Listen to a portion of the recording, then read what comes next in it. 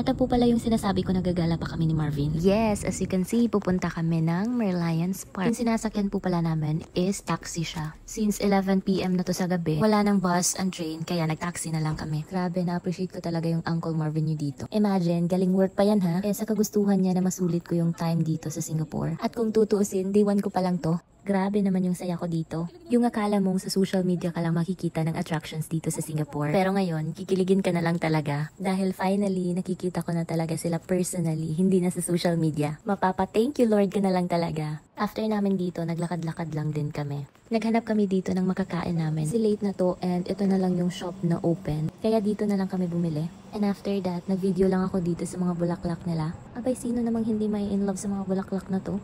And after namin mag-picture-picture and take ng video dito, sinabihan ko na yung Uncle Marvin yun na gusto ko nang umuwi. Kasi sobrang sakit na talaga ng paa ko dito. Well, naglakad na kami dito sa labas. Nag-book na pala si Marvin ng Grab. And yung pinin niya na location is dun sa kabilang kanto.